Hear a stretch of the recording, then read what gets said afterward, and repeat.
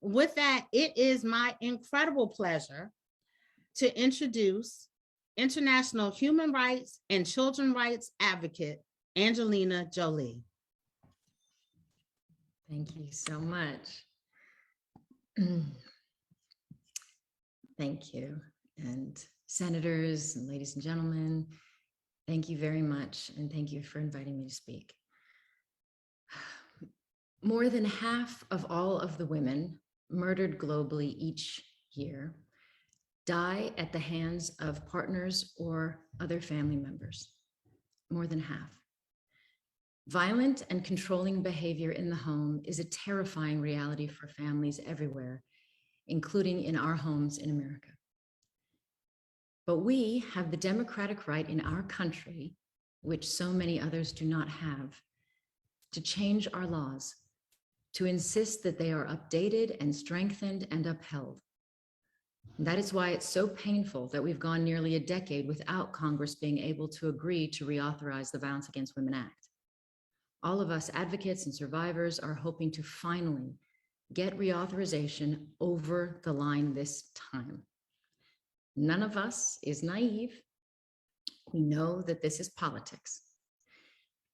But to senators considering this legislation, I say, please understand that we know as a medical fact that when children witness and experience domestic violence, it is child abuse and can cause long-term toxic stress and trauma.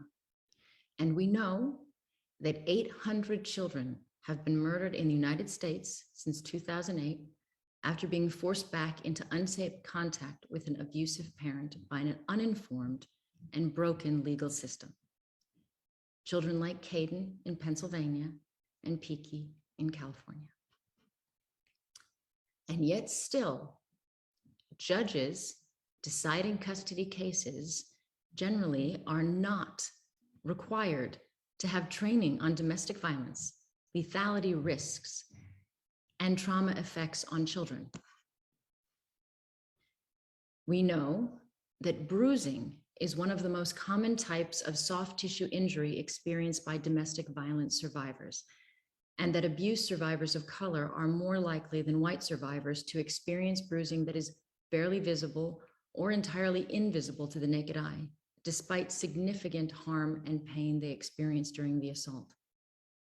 And yet still, most first responders do not have access to alternative light source technology that is 5 times more effective at detecting bruising across all skin tones than the white light.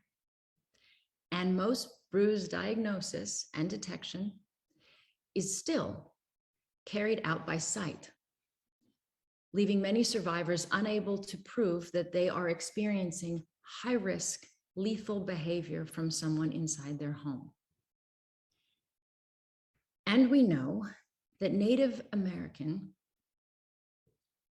and Alaska Native women face disproportionately high rates of violence in the majority of cases by non-Native perpetrator.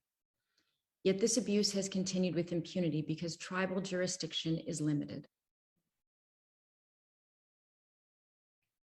So we now have the opportunity to pass an act that does a better job of protecting victims of abuse, that requires judges to have training on the trauma effects of domestic violence and to apply legal standards that prioritize children's safety, that funds technology and training to detect bruising across all skin tones to address racial bias in forensic evidence collection, and that restores tribal jurisdiction to over non-Native perpetrators of violence. So that is what is at stake in the next few weeks. And please remember that the problem is getting worse. That domestic violence has increased by over 25% globally during the pandemic. So please, I would ask anyone listening, do contact your senator. Ask them to reauthorize the Violence Against Women Act with these new protections in it for the sake of families across our country. Thank you.